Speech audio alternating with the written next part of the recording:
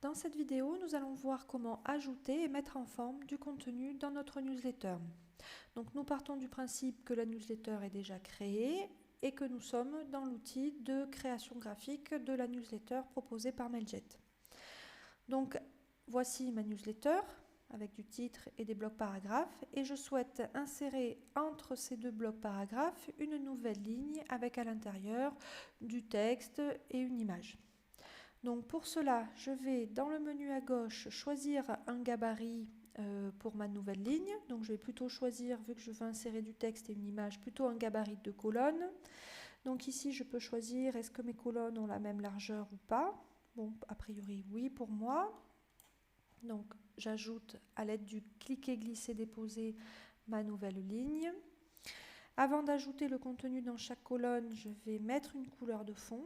Donc je clique sur le petit crayon, arrière-plan, et je choisis une couleur blanche pour que le contenu, le corps de ma newsletter soit homogène. Je vais pouvoir à présent ajouter du contenu. Donc dans la première colonne, je vais mettre du texte.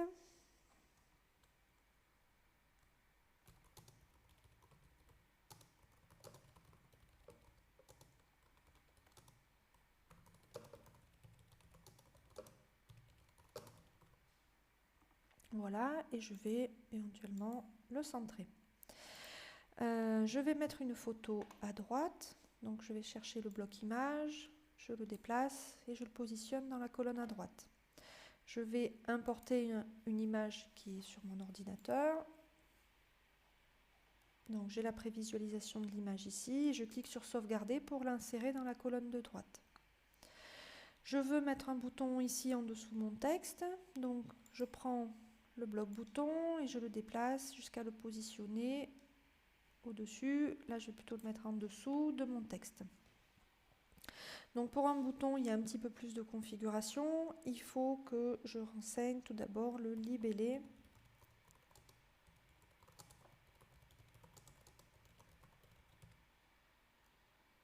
Donc là, c'est un peu trop long.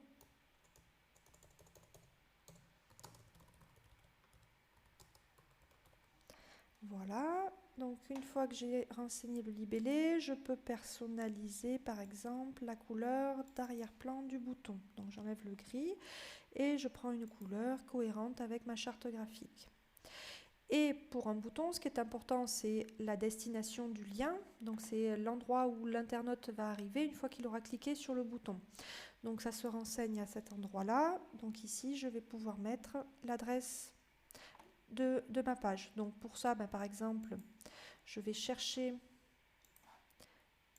ici, je copie l'adresse de mon site internet et je viens la coller à cet endroit-là. Je clique sur ajouter pour valider l'action.